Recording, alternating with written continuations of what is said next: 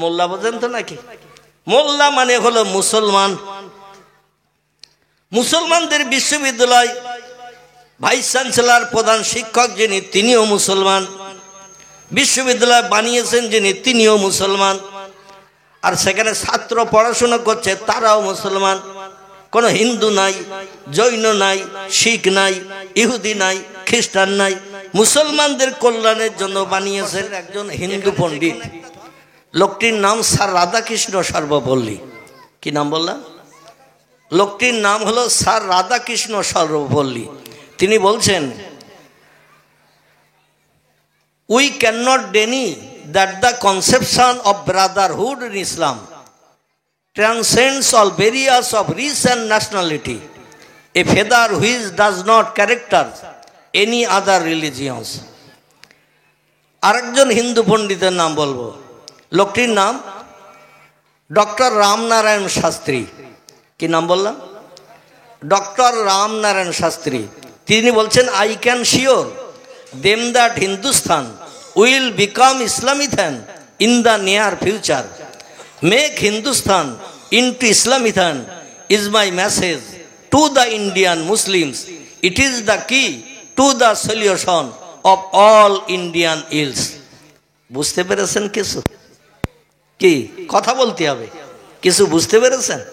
আচ্ছা, এভাবে যদি আমি 10-15 মিনিট, মানে খ্রিস্টানিদের মাতৃভাষা সেটা হলো ইংরেজি, মানে ইংল্যান্ড, আমেরিকা, জাপান, জার্মানের মানুষ ইংরেজিতে কথা বলে। এভাবে যদি 10-15 মিনিট আমি ইংরেজি কথা বলি তো আপনারা কেউ বসবেন? কি বসবেন? বল বেকার ঠান্ডার শীতের সময় পৌষ মাসের শেষে এইখানে বসে না থেকে বাড়ি যেয়ে অন্তত কম্বল মুড়ি দেই। ঠিক না বল? কম্বল মুড়ি দিলে লাভ হবে। কারণ হুজুর বোধহয় 2-4 গ্লাস খেয়ে এসেছে, কি যে বক বক করে বসতেছে কিচ্ছু বুঝতে পারছি না। ঠিক কি না? কারণ আমাদের মাতৃভাষা বাংলা। বাংলায় কথা বললে আমরা যতটা বুঝতে পারি, আরবিতে কথা বললে বুঝতে পারবো কি পারবো? আরবিতে কথা বলে বুঝতে পারবো না। ইয়া আইয়ুহান নাস আল উলুমু ফি সাইরিল আলামে কাসিরুন কা ইলমুল ইনক্লিজিয়া ওয়া ইলমুল জিওগ্রাফিয়া ওয়া ইলমুল হিসাবিয়া ওয়া গায়রুহুম হাল কুল্লুহুম নূরুন লাবাল ইলমুল কোরআন ওয়া ইলমুল ফিকহ ওয়া ইলমুল হাদিস ওয়া হুম নূর। বুঝেছেন কিছু? কথা বলেন। কিছু বুঝতে পারেন? এর বাংলা করে বলতে হবে, তারপরে আপনার মগজে কিছু ঢুকবে। ঠিক কি না? মোটামুটি আমরা বাংলা যেমন কম বেশি কথা বললেই বুঝতে পারি, আবার উর্দু ভাষা, হিন্দি ভাষা মোটামুটি দেশ বিদেশে ঘোরাফেরার কারণে কম বেশি বুঝতে পারি, কিন্তু ফার্সি বুঝি না, আরবি বুঝি না, ইংরেজি বুঝি না। বুঝি না কি? আমি একটু তথ্য দেই, খুব মনোনিবেশ সহকারে শোনেন। ডক্টর রামনারায়ণ শাস্ত্রী বলছেন, আই ক্যান শিওর, আমি নিশ্চিত রূপে বলতে পারি, দেম দ্যাট হিন্দুস্তান, এই ভারতবর্ষ হিন্দুস্তান, উইল বিকাম ইসলামিথান, একদিন ইসলামী রাষ্ট্রে আবার পরিগণিত হবে। জোরে বলুন একটু সুবহান। হিন্দু ভাইদের ঘরের উচ্চ শিক্ষিত হায়ার এডুকেটেড কীর্তি সন্তান, লোকটির নাম হলো ডক্টর রামনারায়ণ শাস্ত্রী। তিনি বলছেন, আই ক্যান শিওর, আমি নিশ্চিত রূপে বলতে পারি, দেম দ্যাট হিন্দুস্তান, এই ভারতবর্ষ হিন্দুস্তান, উইল বিকাম ইসলামিথান, আবার একদিন ইসলামী রাষ্ট্রে পরিগণিত হবে। ইন দ্য নিয়ার ফিউচার, খুব বেশি দেরি নয়, খুব তাড়াতাড়ি হিন্দুস্তান হিন্দু রাষ্ট্র থাকবে না, ইসলামী রাষ্ট্রে পরিগণিত হবে। জোরে বলুন একটু সুবহান। আজকের ভারতের মুসলমানদের উপরে কম বেশি অত্যাচার হচ্ছে না? হচ্ছে না? মসজিদ ধ্বংস থেকে শুরু করে, মসজিদ ধূলিসাৎ থেকে শুরু করে, মুসলমানদের ধর্মীয় আইন কানুনের উপরে আজ বিধর্মীদের অত্যাচার, উৎপীড়ন, নির্যাতন হচ্ছে না? হচ্ছে না? একটা বিধর্মী যদি voter card, I card, Aadhaar card না থাকে তবু তারা এদেশে থাকার সুযোগ পাবে, কিন্তু একটা মুসলমানের যদি আই কার্ড পুড়িয়ে যায়, ভোটার কার্ড যদি পানিতে নষ্ট হয়ে যায়, কিংবা বর্ষার পানি পড়ে যদি নষ্ট হয়ে যায়, আপনি যদি ডকুমেন্ট দেখাতে না পারেন, IT card, I card, Aadhaar card যদি দেখাতে না পারেন, তো আপনারে বর্ডার পার করে, বনগাঁ বর্ডার কিংবা ঘোষাডাঙ্গা বর্ডার পার করে বাংলাদেশে পাঠিয়ে দেবে না? দেবে না? আমি গত সপ্তাহ 1.5 হয়েছে 1.5 সপ্তাহ বোধ হয় ওই রকম হবে সম্ভবত। আমি গিয়েছিলাম, আসামে গিয়েছিলাম। কোথায় বললাম? আসাম। জেলাটির নাম হলো দরং জেলা। কি নাম বললাম? দরং জেলা। দরং জেলা। তো সেখানে যাওয়ার পরই থানায় আমাকে প্রথম, ওদের বাড়িতে নিয়ে যাওয়ার আগে আমাকে প্রথম থানায় হাজির করেছে, নিয়ে গেছে কর্তৃপক্ষরা। আমি বললাম এখানে কি, আপনাদের বাড়িতে কখন যাবেন? বলে হুজুর এখানে একটু কাজ আছে। আমি বলতে কি কাজ? বলছে আপনি আই কার্ড আধার কার্ড এনেছেন? আমি বললাম আপনারা তো আনতে বলেননি। তো বলছে কিছু আনেননি? আমি বললাম আমি আধার কার্ড নিয়ে এসেছি, এয়ারপোর্টে ওখানে না দেখালে তো এয়ারপোর্টে ঢুকতে দেবে না, এই জন্য আধার কার্ড নিয়ে এসেছি। বলে আই কার্ডটা পাওয়া যাবে না? মানে ভোটার কার্ড, ওটা পাওয়া যাবে না। আমি বললাম ছোটো ছেলে বাড়ি আছে, মেসেজ করে দিতে বললে হয়তো দিতে পারবে। এখন মোবাইলে সুযোগ হয়েছে, আপনার কাছে কাগজপত্র কিছু না থাকলেও মোবাইলে ও বাড়ির যে কাগজপত্র আছে সেগুলো সঙ্গে সঙ্গে ওরা জেরক্স কপি দিয়ে দিতে পারে। আমি বললাম ছেলেরে বললে দিতে পারে। বলে হুজুর একটু লাগবে। আমি বল কেন? বলছে আপনাকে এখন নিয়ে এসেছি থানায়। আমি বললাম কী জন্য লাগবে? তা বলে গত 3 দিন আগে আমাদের এই আসাম রাজ্যে মাদ্রাসা তো বন্ধ করে দিয়েছে, মানে কোরআনি মাদ্রাসা যত ছিল সরকারি সব মাদ্রাসা ব্যান করে দিয়েছে। এখন জেনারেল এডুকেশনের স্কুল চলছে মাদ্রাসায়। মাদ্রাসাগুলো সব জেনারেল এডুকেশন 5, 6, 7, 8, 9, 10 এইভাবে ক্লাস চলছে, ইংরেজি বাংলা মাধ্যমের। আরবি যত মাদ্রাসা ছিল, সিনিয়র মাদ্রাসা, হাই মাদ্রাসা সব সরকার বন্ধ করে দিয়েছে। তবে গত 3 দিন আগে আমাদের আসাম রাজ্যে গরু জবাইও বন্ধ হয়ে গেছে। কি বন্ধ হয়েছে? আমি যেদিন গিয়েছিলাম তার 3 দিন আগে। বলে 3 দিন আগে বিশ্ব শর্মা, হেমন্ত বিশ্ব শর্মা, ইনি হচ্ছেন বর্তমান আসামের মুখ্যমন্ত্রী। উনি ঘোষণা করে দিয়েছে ভারতবর্ষের বিভিন্ন অঙ্গরাজ্যে সুরাট, মিরাট, রাজস্থান, গুজরাট, উত্তরপ্রদেশ, বিহার, তামিলনাড়ু, কর্ণাটক, কেরালা বাদ আছে। এছাড়া যত রাজ্য আছে 3টে রাজ্য ছাড়া পশ্চিমবাংলা এবং কেরল, এই কটা জায়গায় গরু জবাই চলছে এখনো, কিন্তু আসামেও চলছিল। সেটাও আমি যেদিন গিয়েছিলাম তার 3 দিন আগে বন্ধ হয়ে গেছে। এই জন্য আপনি এসেছেন পশ্চিমবাংলা থেকে, এখন এখানকার মুসলমানদের আবার আপনি উস্কানি দিয়ে ঝামেলা পাকিয়ে দেবেন। এই জন্য আপনার voter card, IT card, I card সব দেখাতে হবে, তারপর আপনার জলসা করার পারমিশন। আবার আগে বললে আমি আসতাম না। বলে আগে বললে তো আমি আসতাম না। বলে হুজুর 16,000 টাকা দিয়ে 2টো টিকিট করে দিছি, আর আপনি আসবেন না তো আমাদের টিকিট 2টো তো নষ্ট হয়ে যাবে, 16,000 টাকা নষ্ট হয়ে যাবে। তারপর আপনার নাম পাবলিসিটি করেছি, হ্যান্ডবিল করেছি। আবার ওরা একটা সেই দিয়েছে আমার, কি বলে ওরে, আমার নাম ঠিকানা, আমি পশ্চিমবাংলার মানুষ, যাই হোক মালনা টালনা দিয়ে আমার বাড়িতে আছে, কাঁচের ভিতরে রাখা আছে, মানে ওটা দিয়েছে ওরা। হুজুর এই সবগুলো করিয়ে এনেছি, আপনি জলসা করবেন, আর যদি না আসেন তাহলে আমাদের বক্তা আপনার জায়গায় কেউ ওয়াজ করবে। আর আপনার জলসা শোনার জন্য তো এসেছে এলাকার দূরে মানুষ, পশ্চিমবাংলার বক্তা হুজুর এসেছে। আর তো যাই হোক কত সময় থাকতে হবে? বলে হুজুর কিছু সময় বসেন, আমরা একটু স্যারের জায়গায় আসি। দেখি আবার ওরা ওখানে ডকুমেন্ট পত্র সব দেখিয়ে টেকে নিয়ে তারপর বাড়িতে নিয়ে চলে গেল। বর্তমান এখন আসামে গরু জবাই বন্ধ। ত্রিপুরায় চলছে। আমি গত ডিসেম্বর 30 তারিখ, এই যে ডিসেম্বর গেল, ডিসেম্বর 30 তারিখে গিয়েছিলাম, 31 তারিখে বাড়ি ফিরলাম। ত্রিপুরায় গিয়েছিলাম, সেখানেও বন্ধ, মানে কিছুদিন আগে থেকে। তবে তারা মুসলিম মেজরিটি এলাকার যেখানে আছে সে জায়গায় মোটামুটি চুরিদারি করে গরু টরু জবাই করে খাচ্ছে। আমাদের পশ্চিমবাংলা আপাতত সেই জিনিসটা নাই। সরকার বললো কে কি খাবে না খাবে ওটা সরকার নির্বাচন করবে না, ওটা ব্যক্তিগত তাদের ব্যাপার। জোরে বলুন একটু সুবহানাল্লাহ। তো সেখানে গেলাম, প্রোগ্রাম করলাম, পরের দিনে বাড়ি আসলাম। তো এখন যে কোনো রাজ্যে, মানে যেখানে মুসলমানদের উপরে অত্যাচার, উৎপীড়ন, নির্যাতন চলছে, সেসব তো জায়গায় বক্তারা বক্তৃতা করতে গেলে তাদের I card, Aadhaar card, IT কার্ডের জেরক্স দিতে হচ্ছে। সরকার যেন যখন তখন আপনার বক্তব্যের ভিতরে কোনো উস্কানিমূলক বক্তব্য থাকলে সরকার যেন যখন তখন আপনার অ্যারেস্ট করতে পারে, ধরতে পারে। এই জন্য ওরা কাগজপত্র, ডকুমেন্ট পত্র, ফোন নম্বর পর্যন্ত নিয়ে নিচ্ছে। জোরে বলুন একটু নাউজুবিল্লাহ। আমার ভাইরা, কিন্তু তাদেরই ঘরের কীর্তি সন্তান, আমি যেটা আপনাদের কাছে বলতে চাচ্ছিলাম, তাদেরই ঘরের উচ্চ শিক্ষিত কীর্তি সন্তান, যাদের ব্রেন মগজ খুব ছাপ ছিল, তারা বলছেন মেক হিন্দুস্তান, তৈরি করো এই ভারতবর্ষ হিন্দুস্তানকে ইনটু ইসলামিথান, ইসলামী রাষ্ট্রে পরিগণিত করো। ইজ মাই মেসেজ, এটা আমার দাবি, এটা আমার কথা। টু দ্য ইন্ডিয়ান মুসলিমস, ও ভারতের মুসলমানেরা, তোমাদের কাছে আমার একটাই দাবি, একটাই কথা, যত তাড়াতাড়ি পারো হিন্দুস্তানকে ইসলামী রাষ্ট্রে পরিগণিত করো। জোরে বলা যাবে না একটু সুবহানাল্লাহ? আচ্ছা, ইসলামী রাষ্ট্র যদি তৈরি হয়, মাথায় টুপি দিতে আর কেউ বারণ করবে? মুখে দাড়ি রাখতে বারণ করবে? হাঁটুর নিচে লম্বা জামা গায়ে দিতে বারণ করবে? গরু জবাই করতে বারণ করবে? হিন্দুর ঘরের ছেলে বলছেন যত তাড়াতাড়ি পারো, ইজ মাই মেসেজ, এটা আমার দাবি, এটা আমার কথা, টু দ্য ইন্ডিয়ান মুসলিমস, ও ভারতের মুসলমানেরা, তোমাদের কাছে আমার একটাই দাবি, একটাই কথা, যত তাড়াতাড়ি পারো এই ভারতবর্ষ হিন্দুস্তানকে ইসলামী রাষ্ট্রে পরিগণিত করো। জোরে বলুন আবার একটু সুবহানাল্লাহ।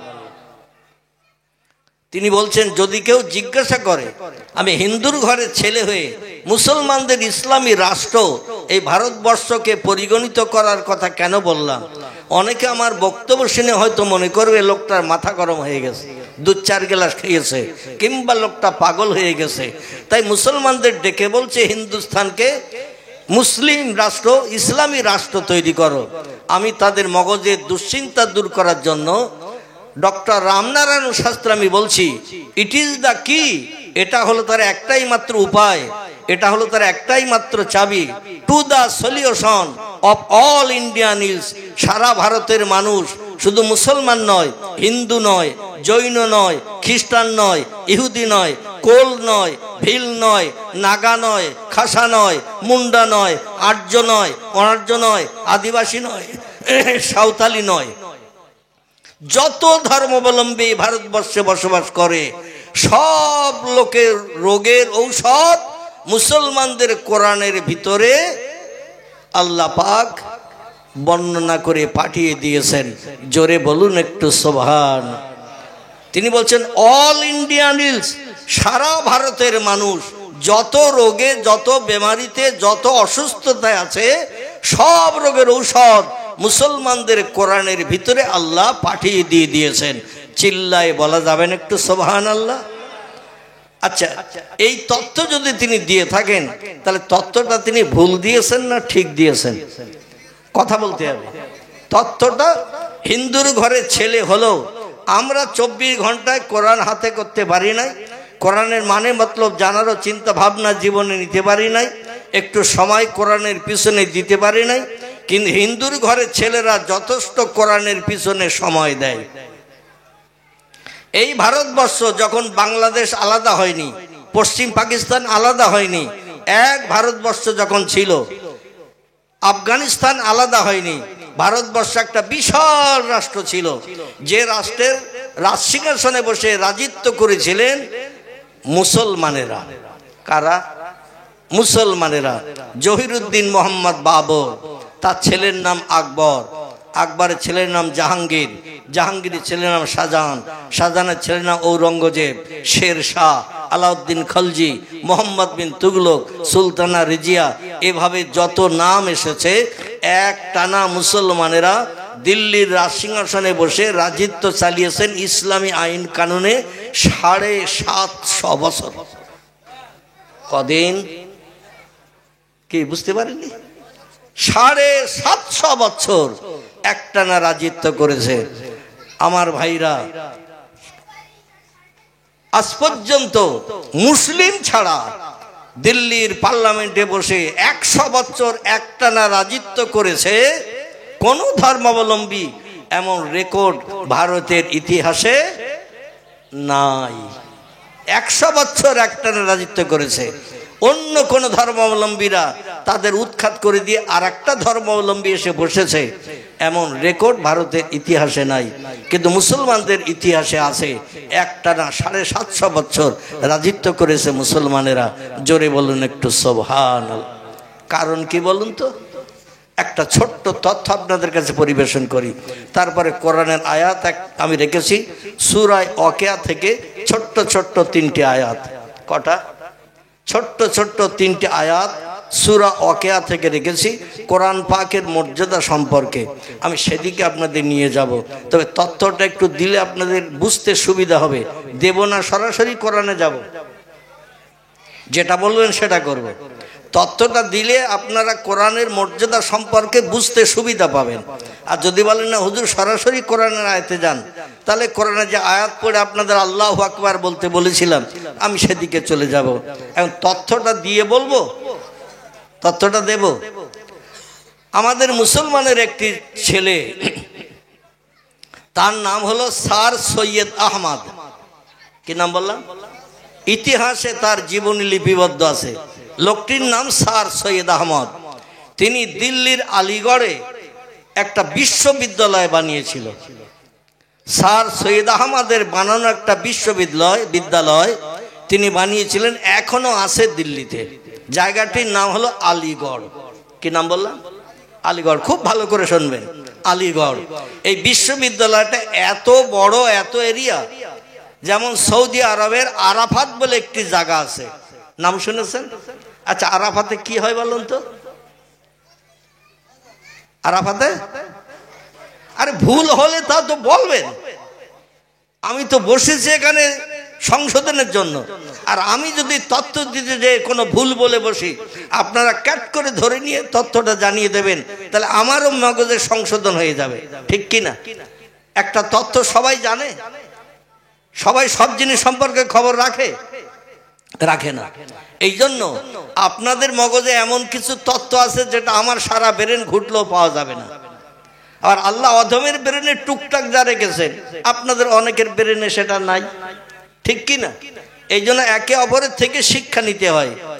এই জন্য আল্লাহ নবী বলছেন উতলুবুল ইলমা মিনাল মাহাদি ইলাল লাহাদ, শিক্ষা অর্জন করো দোলনা থেকে নিয়ে কবরে যাওয়া পর্যন্ত। উতলুবুল ইলমা মিনাল মাহাদি ইলাল লাহাদ, রাসূল বলছেন জ্ঞান অর্জন করো, শিক্ষা অর্জন করো ওই দোলনায় যখন বাচ্চাদের শুইয়ে দিয়ে ঝুল দেয় না, বাচ্চা, ছোট বাচ্চা, মায়েরা দুধ টুধ খাইয়ে নিয়ে এবার হেলনায় শুইয়ে দিয়ে বাচ্চাদের বলে ঝুলো দে। ঝুলো দিতে ঘুমিয়ে পড়লে কিছু সময় মেয়েদের কাজ করতে সুবিধা হয়, ও আর চিল্লাচিল্লি করবে না, বদমাইশি করবে না। নবী বলছেন দোলনা থেকে নিয়ে কবরে যাওয়া পর্যন্ত জ্ঞান অর্জন করো, শিক্ষা অর্জন করো, শিক্ষার শেষ নাই। জোরে বলুন একটু সুবহান। তো আরাফাতের একটা কাজ হয় সেখানে বছরে একদিন। কদিন? বছরে একদিন একটা কাজ হয়, সেটা হলো জিলহজ মাসের 9 তারিখে 25 থেকে 30 লক্ষের উপরে মানুষ, কোন সময় 45-50 লক্ষ হয়ে যায়। মানে যে বছর যেমন হাজিদের আগমন হয়, মক্কা মুকাররমায় আশেপাশে যেখানে যত বাসায় থাকে হাজিরা, পৃথিবীতে 57টা শুধু মুসলিমদের দেশ আছে। কটা বললাম? 57টা মুসলিমদের দেশ আছে। সব দেশের থেকে কম বেশি 2000, 1000, 4000, 5000 এরকম সব হজ করতে যায় না যায়। তো সব দেশ থেকে গেলে সব হাজি এবং সৌদি আরবের মানুষ, পার্শ্ববর্তী এলাকার মানুষ, তারা সব একসঙ্গে যখন আসে তখন 35-40 লক্ষের উপর মানুষের সমাগম হয়। এই টোটাল মানুষকে নিয়ে বিল্ডিংয়ে একটাও লোক থাকে না, কোনো বাসা ঘরে একটাও লোক থাকে না, মক্কা শরীফে একটাও হাজি থাকে না, সব চলে আসে আরাফাতের মাঠে জিলহজ মাসের 9 তারিখে। কবে বললাম? জিলহজ মাসের 9 তারিখে কোনো হাজি কোথাও থাকে না, সব চলে আসে আরাফাতের মাঠে। এখানে 2 রাকাত নামাজ পড়িয়ে হাজির সার্টিফিকেট দেয়া হয়। জোরে বলুন সুবহানাল্লাহ। এই আরাফাতের মাঠের পার্শ্ববর্তী এলাকায়, আরাফাতের মাঠের পাশে একটা আরবি বিশ্ববিদ্যালয় বানানো হয়েছে। আরবি বিশ্ববিদ্যালয়, বিশ্ববিদ্যালয়টির নামকরণ করা হয়েছে উম্মুল কোরা। কি নাম বললাম? একটু জোরে বলেন, তাহলে মনে থাকবে অনেক সময়। আর আমার কথা শুনে চুপ করে বসে থাকলে এই মাইকে আওয়াজ বেরিয়ে যাচ্ছে ওই পর্যন্ত, এর পরে আর মেমোরিতে আসবে না। তো মুখে যদি উচ্চারণ করেন কিছু সময়ের জন্য থাকবে মেমোরিতে। এই বিশ্ববিদ্যালয়টির নামকরণ করা হয়েছে উম্মুল কোরা। কি নাম বললাম? উম্মুল কোরা। এই বিশ্ববিদ্যালয়টা এই মাথা থেকে ও মাথা পর্যন্ত পায়ে হেঁটে দেখতে গেলে একদিন সময় লেগে যায়। কদিন? একদিন। কারণ মুসলমানের এতদিন এত বড় বিশ্ববিদ্যালয় পৃথিবীর কোন দেশে বানায় নাই। এরা জানতো বাপ মরে গেলে কোরআন শরীফ খতম করতে হয়, মা মারা গেলে কোরআন শরীফ খতম করতে হয়, কবরের পাশে যে লাশ দাফন করে আল্লাহর কাছে দোয়া করে কোরআন শরীফের মোনাজাত করতে হয়, এবং শবে বরাতে এক খতম পড়িয়ে মৃত ব্যক্তির জন্য বকশিয়ে দিতে হয়। কোরআন শুধু মৃত ব্যক্তিদের বকশানোর জন্য, মৃত ব্যক্তিদের আত্মার কল্যাণের জন্য দোয়া মাগফিরাত করতে হয়, মসজিদে নামাজ পড়তে গেলে সূরা কেরাত পড়তে হয়। কোরআন এই কাজের জন্য এসেছে। কিন্তু ডক্টর রামনারায়ণ শাস্ত্রী বলছেন ইট ইজ দ্য কি। এটা হলো তার একটাই মাত্র চাবি, এটা হলো তার একটাই মাত্র উপায় to the solution of all Indian else.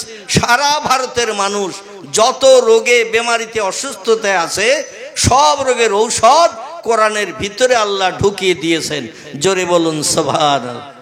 তাহলে এখানে একজন উচ্চশিক্ষিত হিন্দু পণ্ডিতের কথা মোতাবেক আমরা বুঝতে পাচ্ছি যে কোরআন শুধু মৃত ব্যক্তির জন্য দোয়া করার জন্য নয়, মসজিদে শুধু নামাজ পড়ার জন্য নয়, কোরআন রোগ বেমারি থেকে ট্রিটমেন্টের জন্য ওষুধ হয়ে এসেছে। জোরে বলুন সুবহানাল্লাহ। আমার ভাইরা, যখন তামাম ভারতবর্ষ, বিশাল এরিয়ার ভারতবর্ষ ছিল, আফগানিস্তান ভারতে ছিল, পাকিস্তান ভারতে ছিল, বাংলাদেশ ভারতে ছিল, শ্রীলঙ্কা পর্যন্ত ভারতের আন্ডারে ছিল। এই সময়ে প্রথম বাংলা ভাষায় কোরআন অনুবাদ করেছিলেন যিনি, প্রথম বাংলা ভাষায় কোরআন লিখলেন যিনি, কারণ কোরআন হলো সৌদি আরবের ভাষা। কোথাকার ভাষা? সৌদি আরবের ভাষা। ওরা আরবিতে কথা বলে, ওদের মাতৃভাষাই আরবি। এই সৌদি আরবের ভাষা এখানে বর্ণনা করলে পড়লে আমরা কেউ বুঝতে পারবো না যত সময় বাংলায় অনুবাদ না করা হবে। তো প্রথম বাংলায় যিনি কোরআন অনুবাদ করেছিলেন, আমাদের মুসলমানের ঘরের কোনো আলেম, হাফেজ, কারি, মুফতি নয়, প্রথম বাংলা ভাষায় কোরআন অনুবাদ করেছিলেন যিনি, তার বাড়ি ছিল পূর্ব বাংলার ময়মনসিংহ। কোথায় নাম বললাম? পূর্ব বাংলার ময়মনসিংহ জেলায়। এই লোকটি কোনো মুসলমানের ঘরের ছেলে নয়, এ ছিল একটা হিন্দুর ঘরের ছেলে। আমার ভাইরা, তিনি গিরিশচন্দ্র সেন বলে তার নাম। কি নাম বললাম? গিরিশচন্দ্র সেন। কোন মুসলমান কোরআন বাংলায় অনুবাদ করেনি, প্রথম বাংলায় অনুবাদ করেছিলেন গিরিশচন্দ্র সেন, হিন্দুর ঘরের ছেলে। তাহলে কোরআন না পড়লে, কোরআনের মানে মতলব না জানলে ও কোরআন বাংলায় অনুবাদ করতে পারবে? তারপর আরেকজন ব্যক্তির নাম বলি, তার নাম আচার্য বিনয়া ভাবে। কি নাম বললাম? আচার্য বিনয়া ভাবে, একজন হিন্দুর ঘরের ছেলে। সে বাংলায় কোরআন অনুবাদ করলো। কারণ কোরআন যে মহামূল্যবান সম্পদ, সোনা দানা হিরে জহরত মণি মাণিক্য থেকেও কোরআনের দাম বেশি না কম? আমরা তো বুঝি না। কোরআন কাগজে ছাপানো, দাড়ি পাল্লায় ওজন করলে 500-700 কি 1 কেজি হবে, ব্যাস এই। কিন্তু তারা বলছেন দুনিয়ার সমস্ত সম্পদের থেকে কোরআনের দাম বেশি। পয়গম্বর মুহাম্মদ রাসূলুল্লাহ বলছেন, তামাম পৃথিবীর সোনা দানা হিরে জহরত মানি মাণিক্য কাঞ্চন, যত দামি দামি গুঁড়ো গুঁড়ো পাথরের দাম কোটি কোটি টাকা, এই পাথরগুলো যদি দাড়ি পাল্লার একদিকে চাপানো হয় আর কাগজে লেখা কোরআন যদি আর একদিকে চাপানো হয়, মণি কাটা কোন দিকে ঝুঁকবে? মানে বলতে হয় তাই বলছেন, একটু চিন্তা ভাবনা করে বলেছেন যে সামান্য কাগজে লেখা 30 পারা কোরআন, 114টি সূরা, 6666টি সেন্টেন্স বাক্য আয়াত, এই জিনিসটা একদিকে ছাপানো হয়েছে। আর দুনিয়ার দামি মহলভর সোনা রূপা হিরে জহরত মণি মাণিক্য কাঞ্চন, যত দামি দামি একেবারে সেই পরশমণি পাথর থেকে শুরু করে কোটি কোটি টাকা যার মূল্য দাম। আমি শুনেছি, গল্পে শুনেছি, আল্লাহ বেশি জানেন, সাপের মাথায় থাকে কি? মানিক। আচ্ছা, আমরা দেখেছি কেউ কোনোদিন? কথা বলতে হবে, দেখেছি। আচ্ছা, মানিকটা কি তাও আমরা কোন তথ্য পাইনি, তবে শুনেছি সাপে মাথায় করে নিয়ে রাখে। এর মালিক যদি কেউ হয়, তারা জায়গা জমির দরকার আছে? আছে? কিছুর আর প্রয়োজন আছে? কোটি কোটি মিলিয়ন বিলিয়ন ডলারের থেকেও মানিকের দাম বেশি। তো এই মানিকের যেমন দাম বেশি, বিলিয়ন মিলিয়ন মিলিয়ন ডলারের থেকে একটা মানিকের দাম যেমন বেশি, আল্লাহর কোরআনের দামও দুনিয়ার সমস্ত নামি দামি পাথর মানিকের থেকেও বেশি। জোরে বলুন একটু সুবহান। এই কোরআনের জ্ঞান মানুষের মগজে ঢোকানোর জন্য আমাদের মুসলমানের ঘরে একটা ছেলে, লোকটির নাম স্যার সৈয়দ আহমদ। কি নাম বললাম? স্যার সৈয়দ আহমদ। দিল্লির আলিগড় বলে একটি জায়গা, সেখানে একটা বিশ্ববিদ্যালয় বানালেন মুসলমানদের মগজে কোরআন শরীফের তত্ত্ব ঢুকিয়ে দেওয়ার জন্য। এই আলিগড় বিশ্ববিদ্যালয়ের এ মাথা থেকে ও মাথা পায়ে হেঁটে ঘুরে সৌন্দর্য স্মৃতিগুলো দেখতে, কোন দিকে কেমন বিল্ডিং, কোন দিকে কেমন কি লাইনে কি পড়ানো হয়, এই সবগুলো দেখতে ঘুরতেও একদিন সময় লেগে যায়। পায়ে হেঁটে ঘুরে দেখতে একদিন সময় লাগে। আচ্ছা, আমাদের এখানে এইরকম কোনো বিল্ডিং আছে যে 3 ঘন্টা সময় লাগে ঘুরে দেখতে? আছে? 2-5 মিনিট 10 মিনিটের ভিতরে দেখা হয়ে যাবে না? যাবে না? এত বড় বিশ্ববিদ্যালয় বানালেন স্যার সৈয়দ আহমদ মুসলমানদের মগজে আল্লাহর কোরআনের জ্ঞান ঢুকানোর জন্য। জোরে বলুন সুবহানাল্লাহ। তবে বর্তমান দুর্ভাগ্যের সঙ্গে একটা তথ্য আপনাদের কাছে দিই, এখন সে আলিগড় বিশ্ববিদ্যালয় মুসলিম শূন্য, মুসলমানেরা পড়াশোনা করতে যায় না। তা ইহুদি খ্রিস্টান থেকে শুরু করে বিদেশিরা এই আলিগড় বিশ্ববিদ্যালয়ে এসে জ্ঞান অর্জন করে, শিক্ষা অর্জন করে, বড় বড় ডিগ্রি নিয়ে তারা আপন আপন দেশে যে বড় বড় হায়ার এডুকেটেড চাকরিজীবী হয়ে তারা তাদের দেশে চাকরি করছে। মুসলমান পড়তে যায় না, মুসলমান ছাত্র পাচ্ছে না। কারণ মুসলমানেরা এরা পছন্দ করে একটা কাজ, সে কাজটা হলো কাদামাখা কাজ। কি কাজ? মুসলমানেরা কাদামাখা কাজ পছন্দ করে। তার কারণ হলো মুসলমানরা চাষবাসটা পছন্দ করে বেশি। আমাদের পয়গম্বর মুহাম্মদুর রাসূলুল্লাহ সাল্লাল্লাহু আলাইহি সাল্লাম জানিয়েছেন, সংসারের উন্নতির 10 ভাগের 9 ভাগ হলো ব্যবসায়। খুব ভালো করে শোনেন, সংসারের উন্নতির 10 ভাগের 9 ভাগ হলো ব্যবসায়, আর সংসারের উন্নতির 1 ভাগ হলো চাষে। ক ভাগ? আচ্ছা, আমাদের পয়গম্বরের কথা মিথ্যা তো নাকি? কোরআনের কথা যেমন সত্য, আমাদের পয়গম্বরের কথাও তেমন সত্য। যদি কেউ বলে মোহাম্মদের এই কথাটা মেনে নেওয়া যাচ্ছে না, বর্তমান জ্ঞানের যুগে মোহাম্মদ একটা ভুল তত্ত্ব দিয়েছে, ইসলাম শরীয়তের ফতোয়ার কেতাব মোতাবেক লোকটা কাফের হিসাবে বিবেচিত হবে। আর কাফেরের ঠিকানা কোথায় হবে? কাফেরের ঠিকানা হবে জাহান্নাম। এই জন্য কোরআনে যত তথ্য লেখা আছে, পয়গম্বর মুহাম্মদুর রাসূলুল্লাহ সাল্লাল্লাহু আলাইহি সাল্লামের জবানিতে যত হাদিস লিপিবদ্ধ আছে, কম বেশি 3.5 লক্ষের মতো। কতটা বললাম? 3.5 লক্ষের মতো নবীর জবানি হাদিস সহিহ হাদিসের কেতাবের ভিতরে লিপিবদ্ধ আছে। একটা হাদিস কেউ যদি বিশ্বাস করতে আপত্তি দর্শায়, লোকটা কাফের সাব্যস্ত হবে, আর এর ঠিকানা হবে জাহান্নাম।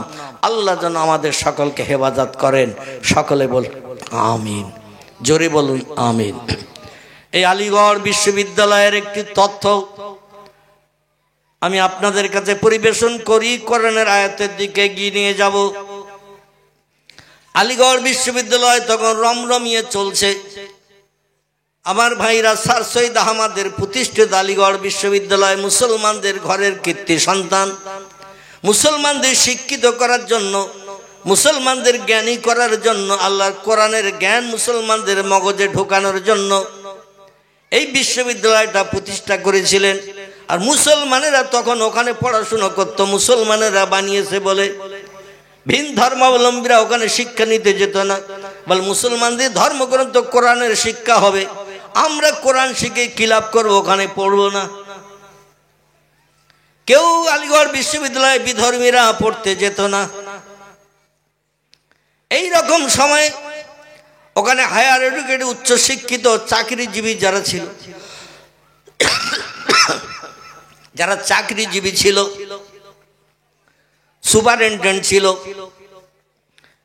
অধ্যক্ষ ছিল, অধ্যাপক ছিল, নামি দামি শিক্ষিত মানুষ যারা ছিল, মাঝে মধ্যে এলাকার মানুষ কোনো দরখাস্তে সই করার জন্য, কোনো কাজের ডকুমেন্ট হিসাবে আলিগড় বিশ্ববিদ্যালয়ের উচ্চ শিক্ষিতদের কাছে ভাইস চ্যান্সেলর যারা ছিল, প্রফেসর যারা ছিল, অধ্যক্ষ ছিল, সুপারিনটেন্ডেন্ট ছিল, বিশ্ববিদ্যালয়ের হেড অফ দি ডিপার্টমেন্ট, এনাদের কাছে অনেকে দরখাস্ত নিয়ে যেত, অনেকে কোনো জিনিস নিয়ে যেত, একটু সই করে দেন স্যার, অমুক অফিসে জমা দেব। আর বিশ্ববিদ্যালয়ের হেড অফ দি ডিপার্টমেন্ট যিনি প্রধান, এনার সই করা কাগজ কোনো জায়গায় জমা দিলে অন্য শিক্ষকেরা বা শিক্ষিত ব্যক্তিরা ওতে আর কোনো দ্বিধাদ্বন্দ্ব করতো না, সঙ্গে সঙ্গে সেটা অ্যাটেস্টেড করে দিয়ে দিত, যে উদ্দেশ্যে এসেছো সই করতে করে নিয়ে এসেছো, তোমার কাজ সফল হবে, কারণ তোমরা আসল জায়গা থেকে সই করে নিয়ে এসেছো। আর যিনি সই করতেন তিনি দেখে শুনে সই করতেন, যে কোনো বাজে কাগজে সই করতেন না। দুইজন হিন্দু যুবক ওই আলিগড় বিশ্ববিদ্যালয়ের সিঁড়ির ধাপের মুখে চলে গেছেন। সিঁড়ির ধাপের মুখে যে চিন্তা ভাবনা করছেন, এখন উপরেতে উঠতে হবে। ভাইস চ্যান্সেলর যিনি আছেন, হেড অফ দি ডিপার্টমেন্ট এই টোটাল বিশ্ববিদ্যালয়ের, তিনি তো দোতলায়, ওনার আলাদা অফিস রুম আছে, সেইখানে তো যেতে হবে। আর গেছে দুইজন এক সাইকেলে চেপে, কিসে সাইকেলে চেপে গেছেন। সাইকেল এখনকার সময় না, এখান থেকে অন্তত 100 বছর আগের কথা। তখন একটা সাইকেল যদি গ্রামের কেউ কিনে আনতো, 3 দিন তার বাড়ি বাজার হইতো। কি ঠিক বললাম না ভুল বললাম? এখান থেকে 80-90 বছর আগে যদি একটা সাইকেল কেউ গ্রামে কিনে আনতো, কিরাম হেঁটে যেতে হবে না, গাড়ি চেপে যাওয়া যাবে, তাড়াতাড়ি পৌঁছানো যাবে। কিরাম গাড়ি, পয়সা খরচ হয় না, চল একটু দেখে আসি। এই গ্রাম সে গ্রাম হতে হতে 10-20 কিলোমিটার দূরেরও মানুষ শুনলে তারাও আসতো। বিনা ধরায় গাড়ি চালিয়ে যাওয়া যাবে, পড়বে না, আবার তাড়াতাড়ি জায়গায় পৌঁছানো যাবে, পয়সাও খরচ হবে না, চল সাইকেল কিরাম দেখে আসি। সেই সময়কার কথা, দুইজন যুবক, একজন চালাচ্ছে আর একজন সামনের রডে বসা। একজন হিন্দু আবার যেতে ভয় করে, কারণ সব মোল্লারা ওখানে থাকে। কারা? শিক্ষক মোল্লা, ছাত্র মোল্লা, তৈরি করেছে বিশ্ববিদ্যালয়, তিনিও মোল্লা। মোল্লা বোঝেন তো নাকি? মোল্লা মানে হলো মুসলমান। মুসলমানদের বিশ্ববিদ্যালয়, ভাইস চ্যান্সেলর প্রধান শিক্ষক যিনি, তিনিও মুসলমান। বিশ্ববিদ্যালয় বানিয়েছেন যিনি, তিনিও মুসলমান। আর সেখানে ছাত্র পড়াশোনা করছে, তারাও মুসলমান। কোনো হিন্দু নাই, জৈন নাই, শিখ নাই, ইহুদি নাই, খ্রিস্টান নাই, মুসলমানদের কল্যাণের জন্য বানিয়েছেন। এখানে যে কোনো একটা ধর্মাবলম্বী আসতে গেলে একটু চিন্তা ভাবনা করবে না, করবে না? এই জন্য একজন যুবক একা একা আসতে ভয় পাওয়ার কারণে ও আরেকজনকে সঙ্গে করে নিয়ে এসেছে। বলে, চল ভাই একটু দরখাস্তটা সই করে নিয়ে আসি। বলে, তুই যা। বলে, আমার একা যেতে যেতে গান চান করছে, একটু ভয় ভয় লাগছে, কারণ মোল্লাদের এরিয়া, মোল্লারাই থাকে সেখানে, অন্য কোনো ধর্মাবলম্বী আমাদের জাত কেউ নাই, একটু চল। আচ্ছা, একজনের সঙ্গে আরেকজন থাকলে তার একটু সাহস বাড়ে না, বাড়ে না? একটু সাহস বাড়ে। তো বলছে, চল, তোর যদি উপকার হয় তো যাই। এখন দুই বন্ধু নতুন সাইকেল চেপে এসেছেন বিশ্ববিদ্যালয়ের দরজার মুখে। এসে এবার উপরে উঠতে হবে। ভাইস চ্যান্সেলর কথায় বল, উপরে 2য় তলার ওনার স্পেশাল কোয়ার্টার আছে, রুম আছে, সেই রুমের ভিতরে আছে। এখন নতুন সাইকেল, তখন দাম কম থাকলেও তার দাম ছিল না, ছিল না টাকার মূল্য হিসাবে দাম এখনকার থেকে অন্তত 20 গুণ কম, কি 50 গুণ কম। তবু তখনকার টাকার দাম ছিল না, ছিল না? দাম ছিল। আমি তো আমার ছোটবেলার কথা বলছি, তখন একটা কটকটি কিনে খেয়েছি 5 পয়সা দিয়ে, একটা আইসক্রিম কিনে খেয়েছি 5 পয়সা দিয়ে, একটা গোলমালাই আইসক্রিম খেয়েছি 7 নয়া দিয়ে, একটা মুরগির ডিম বিক্রি করেছি 13 পয়সা, হাঁসের ডিম বিক্রি করেছি, মা দিয়েছে, বিক্রি করেছি 15 পয়সা। মা ওর থেকে আবার 5 পয়সা আমার দিয়েছে, মাদ্রাসায় যাব 5 পয়সা দিয়েছে, বুট টুট কটকট কিনে খাস করে। আমাদের এই নেওড়া রোড বসিরহাটে যেতে ওই শিকারি বাগান বলে একটি জায়গা, ওখানে গোপালের দোকান বলে একটা দোকান আছে এখনো, গোপাল। তো তার দোকানে যেয়ে মাঝে মাঝে কটকটি কিনতাম, বুট ভাজা কিনে আবার চিবুতে চিবুতে বাড়ি আসতাম 4টে 4:30 দিকে। হেঁটে হেঁটে যেতাম, হেঁটে হেঁটে বাড়ি আসতাম। ক্লাস 9 পর্যন্ত আমি পায়ে হেঁটে হেঁটে মাদ্রাসা করেছি, আবার ক্লাস 9 পর্যন্ত পায়ে হেঁটে হেঁটে বাড়ি 4:30 সময়।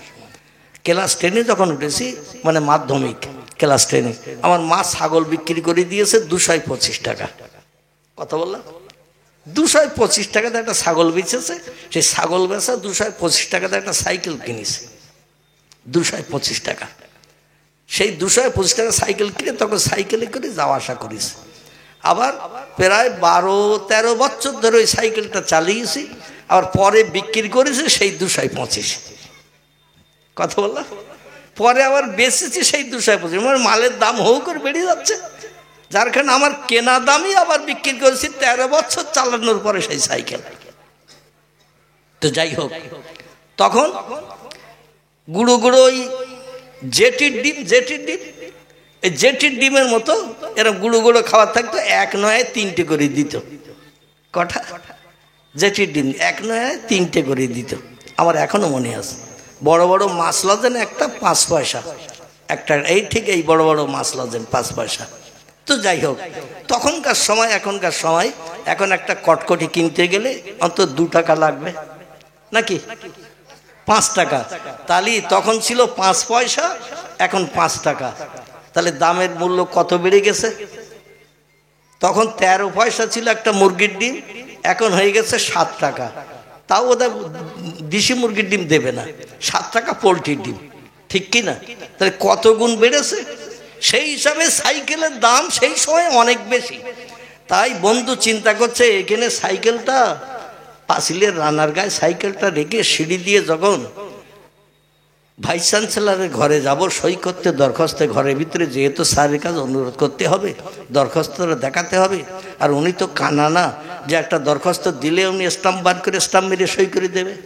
জিনিসটাকে পড়বে তো নাকি, আমার জায়গা জমি লিখে নিচ্ছে, কি কি করছে এটা দেখবে না সে, কি কি বিষয়ে দিচ্ছে। তো সেখানে যদি 10 মিনিট 20 মিনিট সময় লাগে একটা স্টাম্প করে দরখাস্তে নিতে, ফিরে এসে আবার সাইকেলটা পাবো, তো এই সময় লাগবে না? লাগবে না? একটা দরখাস্তের সই করে আনতে 2য় তলার থেকে উপরের তলার থেকে সিঁড়ি ভেঙে আসতে হবে, 18-20টা ধাপ ভেঙে। বর্তমান এখন যদি কেউ একটা সাইকেল মুদিখানার দোকানের পিলিয়ারের গায়ে কিংবা খুঁটির গায়ে রেখে যদি বলে, দোকানদার সাইকেলটা দেখে আমি একটু মাছ কিনে এনেছি, বাড়ি একটু বড়া করবে, ডাল দিয়ে পচা চিংড়ি মাছ 100-3 কিনে এনেছি, বাড়ি একটু চিংড়ি মাছ দিয়ে আর ডাল দিয়ে বড়া করবে। তো দোকানদার বললো, তুমি তো অন্তত তেল নেবে 200, তো আমার খুঁটির গায়ে সাইকেলটা রেখে যাও। এখন খুঁটির গায়ে সাইকেল রেখে গেছে, দোকানদারের বলে গেছে, চিংড়ি মাছের বাজারে দিয়ে দেখে চিংড়ি মাছওয়ালা যে বিক্রি করতে, তারা সব ঘিরে দিয়ে আরও 5 জন বড়া টড়া করবে, আরও 5 জন মাছ নেবে, যার যেমন পয়সা সেই রকম মাছ নেবে। এখন মাছ কিনতে যে একটু সময় লেগে গেছে। এবার এসে বলছে, এবার ডাল দাও 200, মুসুরির ডাল আর চিংড়ি মাছ একসঙ্গে বেটে বড়া করা হবে, আর তেল দাও 200। তো এসে বলছে, ও আব্দুর রহমান ভাই, আমার সাইকেল, বলে ওখানে রেখে গেলি। তা রেখে গেলাম কই? এদিক ওদিক তাকিয়ে দেখে সাইকেল আর নেই। অবশ্য আপনাদের নূতন হাটে এরম চোর একটাও নেই, আছে নাকি? এখানে নেই, তালপুকুর হাটেও নেই, আশেপাশে চৌমাথার হাটেও সাইকেল যদি সারা রাত সারাদিন থাকে তাও তো হাত টাত দেয় না কেউ। আল্লাহু আকবার। এখন যে মাল রাখতেছে সে যতটা চোখ না রাখে, যে চুরি করে তার থেকে বেশি চোখ রাখে, কখন নিতে হবে না নিতে হবে। দোকানদার তেল মাপতে গেছে, কেড়ে তেল মাপতেছে, তেল তুলতেছে, আর সেই সময় সাইকেল আউট হয়ে গেল, হ্যাপিস হয়ে গেল। মানে দোকানদারের নজর একটু আড়াল হলেই হলো। তো একজন বন্ধু আর একজন বন্ধুকে বলছেন, কি চিন্তা ভাবনা করছিস? বলে, চিন্তা ভাবনা করছি সাইকেলটা, নতুন সাইকেল কিনে এনেছি, এই সাইকেলটা রেখে 2য় তলায় উঠবো, ভাইস চ্যান্সেলরের ঘরে ঢুকবো, দরখাস্তে স্টাম্প মেরে সই করে নেব, ফিরে আসে আবার সাইকেলটা পাবো। তো যে বন্ধুকে সঙ্গে করে নিয়ে গিয়েছিল ওই বন্ধু একটু শিক্ষিত ছেলে, ও বলছে, শোন, চিন্তা করতে হবে না, ये मुस्लिम मोल्ला का जगह है, इस पर चोरी होने का कोई डर नहीं। जोरे बोलुन सुभान। এটা মুসলমান মোল্লাদের জায়গা, এখানে কোনো জিনিস চুরি হওয়ার কোনো ভয় নেই, কারণ এখানে কোরআনের শিক্ষা দেয়া হয়, হাদিসের শিক্ষা দেয়া হয়, মানুষকে এখানে উত্তম মানুষ বানানো হয়। কারো মাল পড়ে থাকলেও কেউ হাত দেবে না, কারো টাকা পড়ে থাকলেও কেউ হাত দেবে না। আর যদিও বা হাত দেয়, তুলে নিয়ে আসল জায়গায় জমা দেয়, যাতে মালের মালিক আবার পরবর্তীতে সেটা পেয়ে যায়। জোরে বলা যাবে না একটু সোহান? ये मुस्लिम मोल्ला का जगह है, इस पर चोरी होने का कोई डर नहीं। হিন্দি ভাষায় বলছে এটা মুসলমান মোল্লাদের জায়গা, এখানে চুরি হওয়ার কোনো ভয় নাই। তুমি তালা দাও আর এমনি রাখো, যেমন রাখবে তেমন থাকবে। তোমার সাইকেলে কেউ হাত পর্যন্ত লাগাবে না, কারণ পরের জিনিস না বলে হাত দিলে সে চোর হিসাবে বিবেচিত হয়। এই জন্য তোমার জিনিসে কেউ হাত দেবে না। যদি হাত দেয় তুমি আসলে হাত দেবে, তোমারে বলিয়ে হাত দেবে। কেমন সাইকেল একটু দেখি, একটু চালিয়ে দেখি নতুন সাইকেল, কিন্তু মালিক না পাওয়া পর্যন্ত মুসলমানেরা কারো মালে হাত পর্যন্ত দেবে না। আচ্ছা, সেই মুসলমান আমরা এখন আসি তো নাকি? কথা বলেন, সেই মুসলমান আমরা এখন আর নাই।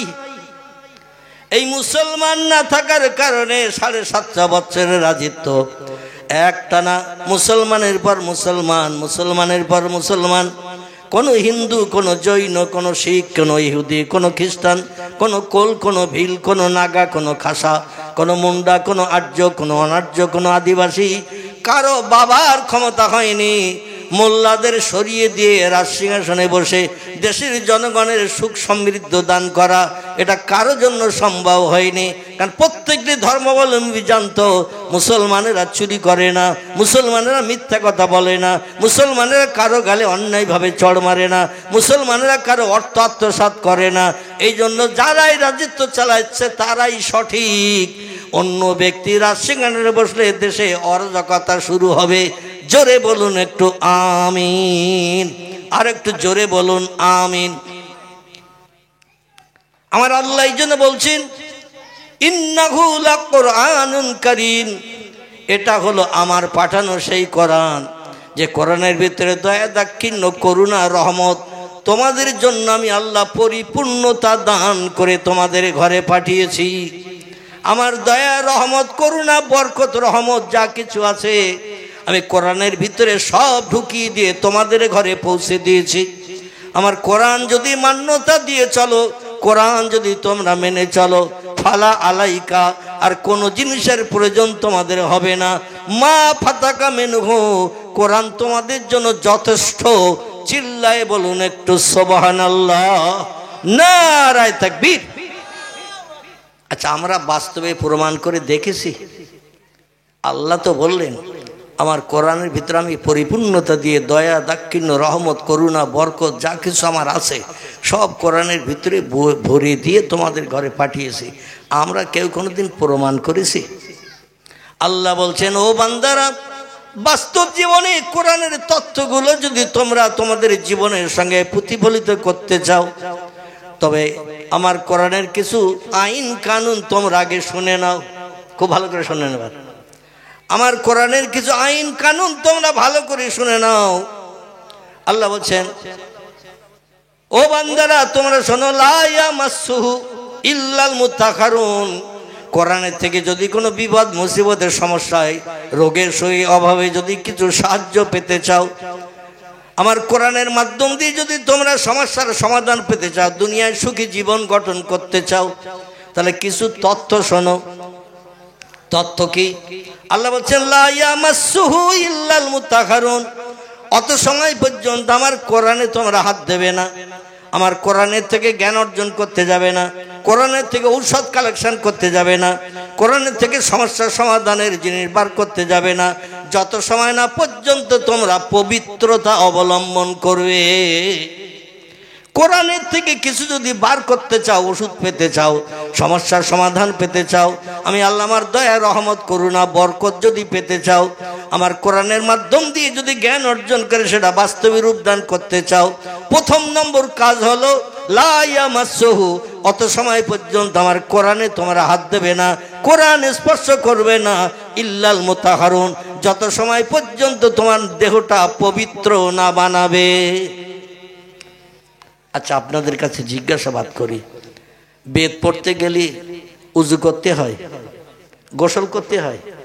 বেদ, পুরাণ, গীতা, ভগবত, রামায়ণ, মহাভারত, জেন্দাবাস্তা, গ্রন্থ সাহেব, মনুসংহিতা, উপনিষদ, বাইবেল, এ সমস্তগুলো পড়তে গেলে কি অজু করার দরকার আছে? আচ্ছা, গোসল করার দরকার আছে? কোন ধর্মগ্রন্থ কি তথ্য দেশে যে স্বামী স্ত্রী মিলন করে আমি বাইবেল আমার গায়ে হাত দিতে পারবে না? মদ খেয়ে আমি বেদ, আমি পুরাণ, আমার গায়ে হাত দিতে পারবে না, আমার থেকে জ্ঞান নিতে পারবে না। ঘুম থেকে উঠে আমি জেন্দাবাস্তা, ত্রিপিটক আমাকে স্পর্শ করতে পারবে না। শুধু তাই নয়, পেশাব করিয়ে, পায়খানা করিয়ে তুমি পবিত্রতা অবলম্বন না করে আমি জেন্দাবাস্তা, গ্রন্থ সাহেব, ত্রিপিটক আমার গায়ে হাত দিতে পারবে না। এরকম কোনো তথ্য কোনো ধর্মগ্রন্থের লেখা আছে? কোন ধর্মগ্রন্থ উচ্চ শিক্ষিত ব্যক্তি ধর্মগ্রন্থের তথ্য দিয়ে এরকম কোনো বক্তব্য আজ পর্যন্ত রাখতে পেরেছে যে পেশাব করে হাত দেওয়া যাবে না, পায়খানা করে হাত দেওয়া যাবে না, ঘুম থেকে উঠে হাত দেওয়া যাবে না, স্বামী স্ত্রী মিলন করে হাত দেওয়া যাবে না, দেহ ফ্র্যাকচার হয়ে রক্ত বেরিয়ে গেলে হাত দেওয়া যাবে না, এরকম কিছু বলেছে? আমাদের ধর্মগ্রন্থ কোরআনের 27 পারা, সূরাটির নাম হলো সূরাতুল ওয়াকিয়া। কি নাম বললাম?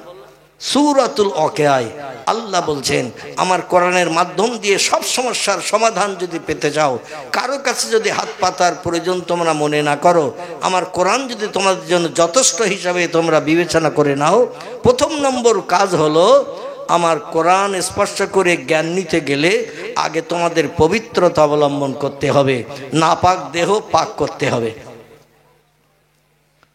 আচ্ছা, কোরআনে এমন তথ্য নেই এরকম কোন জিনিস আপনাদের জানা আছে যে এই বিষয়ে তথ্যটা কোরআনে নেই? আছে কিছু? কি কথা বলেন?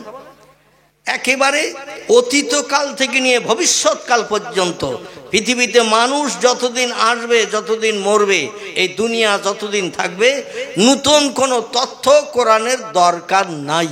জোরে বলুন সুবহানাল্লাহ। আল্লাহ হলেন সব জ্ঞানীদের সেরা জ্ঞানী, আল্লাহু আলিমুন বিজাতিস সুদূর।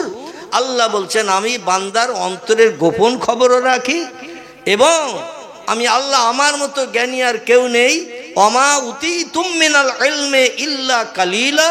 ও মানুষ, তোমাদের মগজে যে জ্ঞান, যে জ্ঞানের মাধ্যম দিয়ে তোমরা ক্যালকুলেটর বানিয়েছো, কম্পিউটার বানিয়েছো, রিমোট কন্ট্রোল বানিয়েছো, স্যাটেলাইট বানিয়েছো, ইন্টারনেট বানিয়েছো, ওয়্যারলেস বানিয়েছো, টেলিফোন বানিয়েছো, মোবাইল বানিয়েছো, রেডিও বানিয়েছো, ভিডিও বানিয়েছো, ভিসিআর বানিয়েছো, কোল্ড স্টোর হিমঘর বানিয়েছো, ফ্রিজ বানিয়েছো, পাতাল রেল বানিয়েছো, মাটির তলা দিয়ে চলে যাচ্ছে, আরও কত কিছু বানাবে।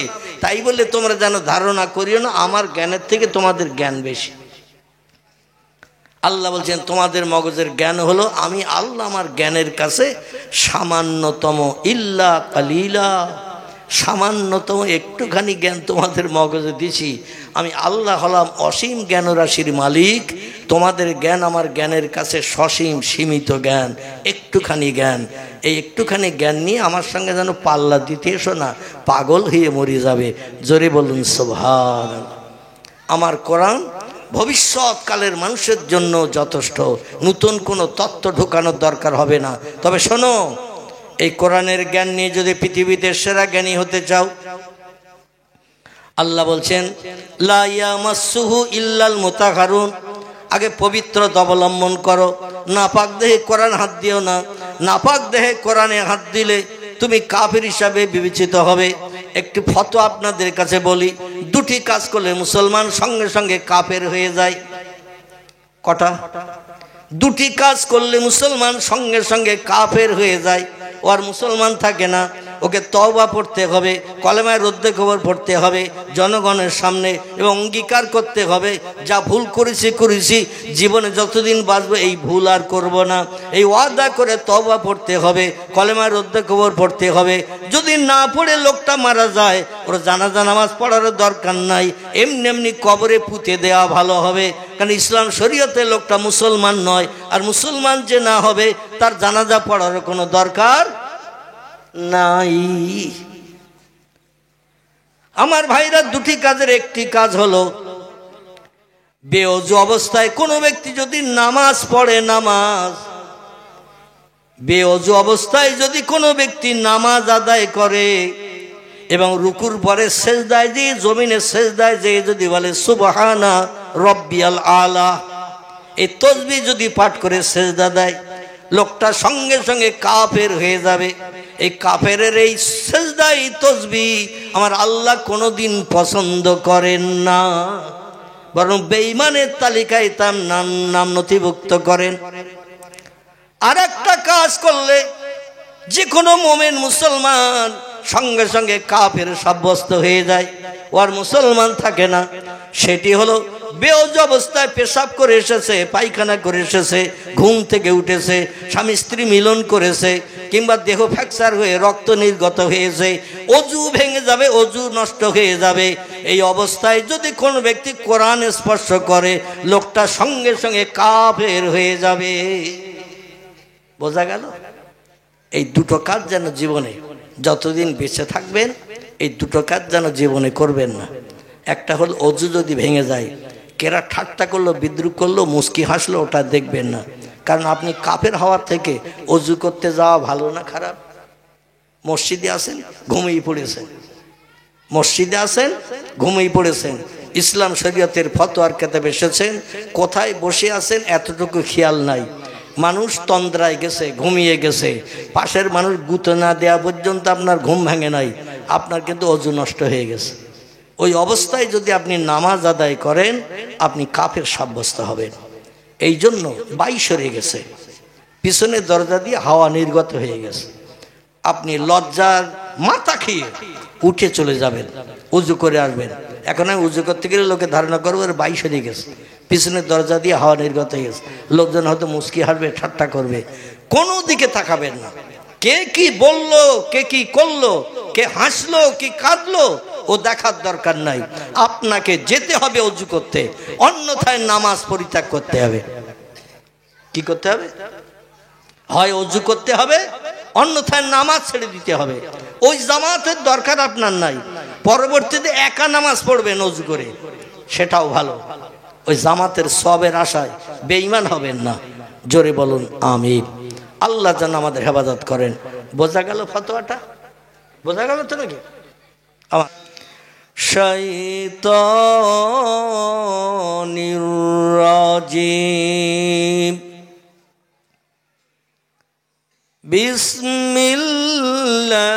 বিসমিল্লাহির রাহমানির রাহিম।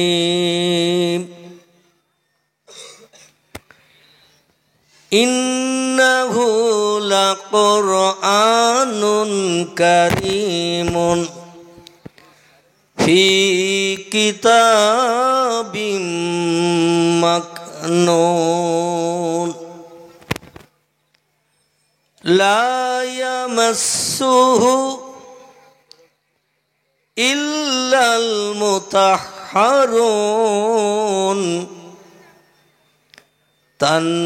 তানজিলুম মির রাব্বিল আলামিন।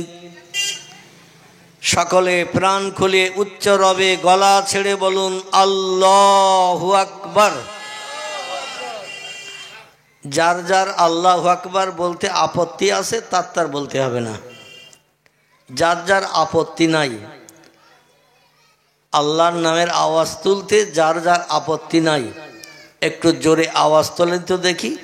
আমাদের কণ্ঠের আওয়াজটা জীবনের শেষ আওয়াজ হিসাবে মনে করে আল্লাহ পাকের দরবারে আরশ কুরসিতে পৌঁছে যাক। রাজি আছেন তো? বক্তারা বক্তৃতা করলে গা গরম হয়, ভিতরের গেঞ্জি ভিজে যায়। আর আপনারা বসে বসে যদি শুনতে থাকেন তো আমার তো মনে হয় নেপাল ভুটানের দেশের হিমালয় পাহাড়ের মতো একেবারে বরফ মার্কা হয়ে যাবেন। এজন্য আমার সঙ্গে একটু কথা বলতে হবে আপনাদের। আমার আগের বক্তা ওয়াজ করছিল, আপনারা সুবহানাল্লাহ আলহামদুলিল্লাহ আল্লাহু আকবার বলছিলেন না? এই বলছিলেন তো নাকি? না কিছু বলিনি? আমি তো আসলাম আর উঠলাম, ওনার বক্তব্য ওয়াজ আমার শোনা হয়নি।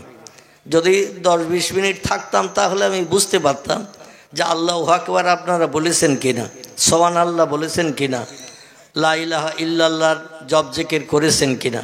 মানে আমার আজকের আর শোনার সুযোগ হয়নি। আসতে আসতে টাইম ওনার শেষ হয়ে গেছে। আবার উনি যাবেন এখান থেকে সম্ভবত হাসনাবাদ নদীর ওপারে বরুণহাট। কোথায় বললাম? বরুণহাটে যাবেন। একটুখানি যেটা কথা বললাম তাতেই শুনলাম।